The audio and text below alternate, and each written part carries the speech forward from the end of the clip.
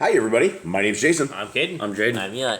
And we are the Yahuwah and the Torah channel. And we thank you guys very, very much for hanging out with us. It is a new reading that we are attempting to accomplish. We are into the scriptures, and we just finished with the book of First SHEMU'EL. And we hope and pray that you guys had a great Shabbat. And Shabbat is not on Sunday. It's not on a first day. If you are trying to find our Creator in a church made by man, you're not going to find him in a church made by man.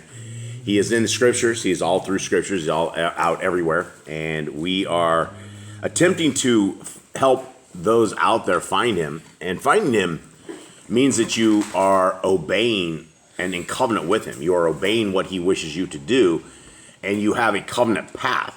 The covenant path, you're only in covenant when you are doing what you are supposed to be doing.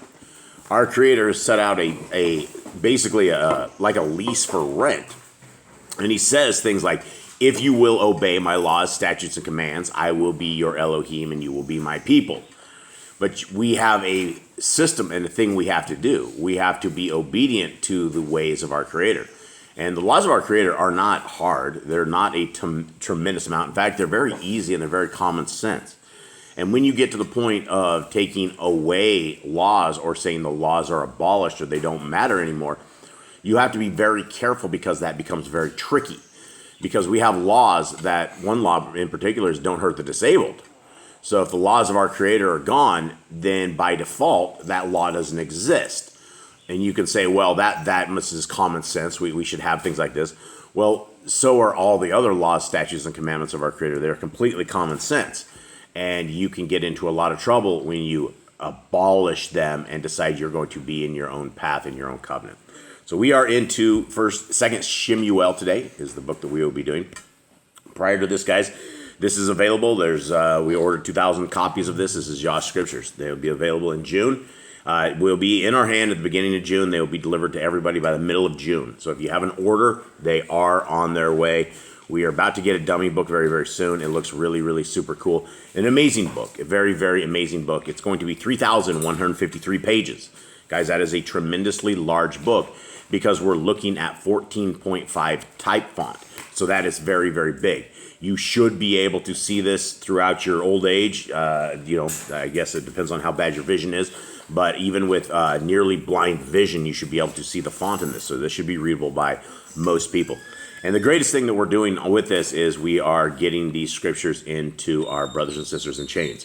For every scriptures that is purchased, we are able to get one full scriptures into our brothers and sisters in chains. And that is what this entire ministry is about. There's nobody on payroll. There's nobody paying anybody anything. The only thing that is paid is the book and shipping and the people who actually ship those out. And we have that all set up. It's all facilitated. You will never find a better price on these scriptures. And so, guys, we're asking that if you want to help Boss Clan, this is our ministry. This is what we are doing, is we are taking care of our brothers and sisters in chains. Now, if you guys would like the absolutely free of charge version of it, we have many, many versions that are free of charge. You can get most of them free of charge. And everything right here, you can get the PDF. Revision 5 is out. I think we'll have a revision 6 here pretty soon. 1.04, that's also outdated. We'll have 1.05, but this is for eSword. You have it for all of the devices. It's out there completely free of charge. And if you guys would like to help put these books into prisons as well, these are from Amazon. These are available right now. You can click on any one of these. The links are in the description below. And you guys can grab these. They're really cheap. They're small books. The entire book, they can go on your library. Again, all fully restored names. Gentlemen, here we are. We're into the second book of SHEMU'EL. Jade, can you give me, Arcade, anybody, give me a breakdown of what, who, when, where, why, and what happened to this point in Scriptures today? So we had Saul, who was king. He disobeyed what Yah had said. He was supposed to be propped up for all Israel. They were all going to obey him. They were all going to be his servants. He was going to take extra cattle of theirs. Israel was okay with that. And Saul was the chosen one. He was the chosen guy that Yah had picked out of all the rest of Israel. But he had disobeyed his command. He said, do not leave these people alive. And he left a lot of them alive. He left the women and children alive. He left the animals alive. And he said, what have you done? And so he said the reign is no longer his. And he gave it to David, who was a man after Yah's own heart.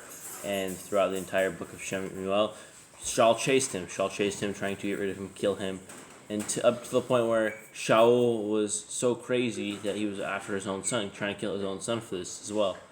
And then he ended up in wars, and he ended up in his final war after he tried to bring SHEMU'EL back from the dead through a sorcerer. Trying to bring his spirit back. The spirit basically said... Necromancer. The spirit basically said that you are going to die tomorrow in the battle against the Pelishites, and he did. He died, his son, and two of his other sons died with him, and that's where we're at today. Yeah, so what do you guys think of Saul? As a person, good or bad? The beginning good, later life bad. He went after innocent people. I think power went to his head. I think he was a great person before, but I think power went to his head. I think the book of Josephus talks about this, and I think he does a really good job, and it's mostly about the final end of Saul's life, about that moment when he was with the necromancer, that he was that he had found out that he had a death sentence, right? And, walking, this is what Josephus was talking about, is that Saul was so brave that even though he knew he was just about to die, not only he, but his kids, that he turned around and, he was a little faint, right? But she fed him, and he walked to his death, right? The next day he was dead. So this is something that I think that we, a lot of times will just say, Saul, he's a really bad guy. But David had a lot of points in a lot of this, that he did not want the chosen of Yah to be hurt by his hand, right? He was never the one to put the chosen of Yah. He would never, ever do it. And, Saul, again, like I said, he gets a very bad rap. He's a tough time. But as far as being a leader of Yisrael, he fought a tremendous amount of battles. He did a lot of battles, even to his very death, where he, you have to be a man to choose to die like this, to go into battle. From the time that the necromancer lady told him that he was going to die, he could have very well got on his horse and rode the entire opposite way. Went as far as he could. He could have got his kids out of the battle. He could have said, hey, let's do this. But he looked forward, he looked on, and he said, today is the day we're going to die. And so Saul died from that perspective. You guys ready? Yeah. 2 Shemu'el. And it came to be after the death of Shaul, when David had returned from smiting the Amalekites, that David remained 2 days in Ziklag. And it came to be on the third day, that see, a man came out of the camp from Shaul with his garments torn and dust on his head. And it came to be, when he came to David, that he fell to the ground and did obeisance. And David said to him, from where do you come? And he said to him, I escaped from the camp of Yisrael. And David said to him, what was the matter? Please inform me. And he said, the people have fled from the battle, and also many of the people have fallen and are dead. And Shaul and Jonathan, his son, are dead too. Okay, now why does this feel like this is in the past from what we just read? Well, it sort of is.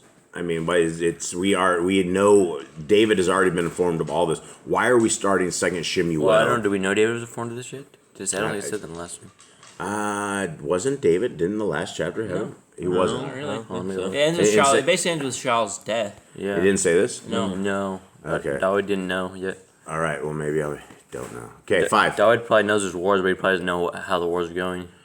Okay. All right. Thank you, guys. 5. And David said to the young man who informed him, how do you know that Shaul and Jonathan, his son, are dead?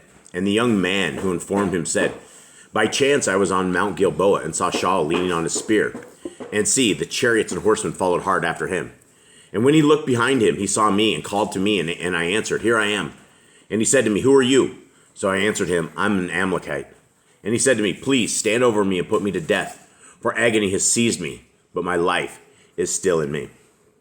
I think I thought this was in the past because I've been reading Josephus, and it goes into such details on these particular events that it feels like I was in the past. But we will not be reading this probably in Josephus for probably A year. 4 months. Okay. So I want to note before we go on. This dude just basically lied to David because Shaul never talked about Shaul getting killed by some other guy. Talked about Shaul killing himself here, and this guy said it was a spear. It said in the last chapter he found a sword. So I'm pretty sure there's different. What was the point of this guy saying this here?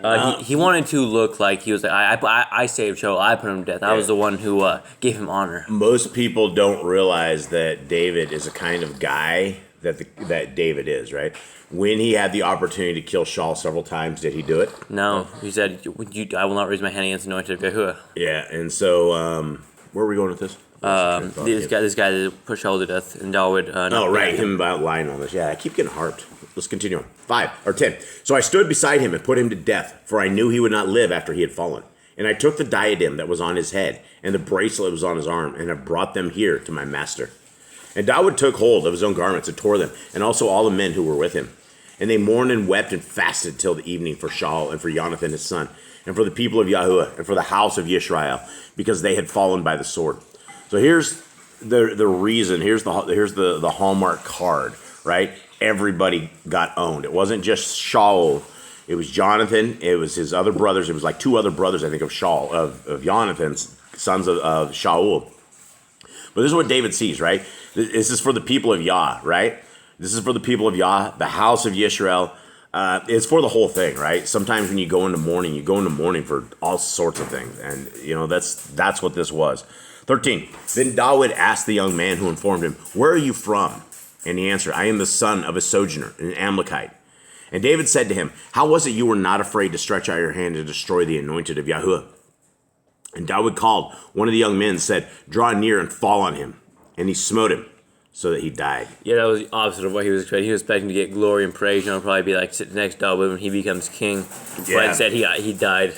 Yeah, He did. by one of David's young cubs. Okay, 16. And Dawid said to him, "Your blood is on your own head, for your own mouth is witnessed against you, saying, I myself have put to death the anointed of Yahuwah." Then Dawid lamented with a lamentation over Shaul and over Jonathan his son. And he ordered the bow to be taught to the children of Yehuda. See, it is written in the book of Yasher. Okay, so this is one of these things right here that this is the book of Jasher is mentioned here in 2nd Shemu'el. Right. A lot of people don't like Jasher. A lot of people don't like Jubilees. These are the 2 books that most people, in the Torah community, they will either set a stance of it's not going to be right. I don't believe anything. Some people don't like the book of Jubilees because it says you're not supposed to have sexual relations on a Shabbat. And so that has completely taken them off the edge and put them in their own anger mode. So what do we make of when the 2nd Shemuel, the very first chapter, it is quoting, it is written in the book of Jasher? Well, we notice this, I think, in Joshua as well, and then I think it also talks about it in the Psalms, I think, which says something about Yasher. They mentioned it a few times in the Bible, so I think we should take this book as something that is something we should read. Yeah, I think people get a little too strung up in a single paragraph or a single something that they do not like. When you're dealing with the book of Jasher, you are dealing with the largest book of any book there is. There is no book greater in size than Jasher. And I will tell you that because we put it together. We wrote jot for jot, tittle for tittle, and Jasher was a monstrous one. But it has the kind of details that you have. If we're going to throw the baby out with the bathwater, we probably shouldn't be doing that, because all of these books, these extracurricular books, yes, some of them step on a what we have for understanding. Some of them totally go against what we know of in Torah. But there's a lot of things that we don't know, and a lot of things that do. They don't go against it. And how would you know if something is wrong? Where would your meters go off on It it? would say something wrong. It's probably something like eat the blood or something. Something Yeah. that goes against the Torah that we've learned. But Yep. if it's just more history or something else added into the story, Or like a detail, right? He used this kind of a hammer, or this kind of nail, or something of the sort. There's going to be a lot of different avenues. People are going to have a tremendous amount of different perspectives on all of it. Okay, so here it is. This is written in the book of Yasher. This is called the bow. The splendor of Yisrael is slain on your high places. How the mighty have fallen. Declare it not in Gath. Proclaim it not in the streets of Ashkelon. Lest the daughters of the Pelishites rejoice. Lest the daughters of the uncircumcised exult. Mountains of Gilboa, no dew or rain be upon you, nor fields of offerings. For there the shield of the mighty lay rejected, the shield of Shaul, not anointed with oil. From the blood of the slain, from the fat of the mighty, the bow of Jonathan did not turn back, and the sword of Shaul did not return empty. Shaul and Jonathan were beloved and pleasant in their lives, and in their death they were not parted. They were swifter than eagles. They were stronger than lions. Daughters of Yisrael weep over Shaul, who wrapped you in scarlet with finery, who decked your robes with ornaments of gold. How the mighty have fallen in the midst of the battle. Jonathan was slain in your high places. I am distressed for you, my brother Jonathan. You have been very pleasant to me. Your love to me was wondrous, surpassing the love of women. How the mighty have fallen, and the weapons of battle perish. What do you guys make of this, surpassing the love of women? Really close friends. This just really bonded.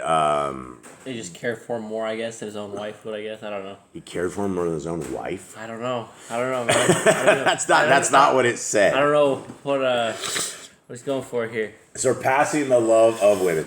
There is a, I guess among guys, there is a bro style stuff that this is you can fall into a very close friendship with people, but it is a very, very rare relationship where that would happen. All right, guys, so with this, dogs are going crazy. I can't even say goodbye. Let's say goodbye. Much love to everybody. Shalom. Shalom.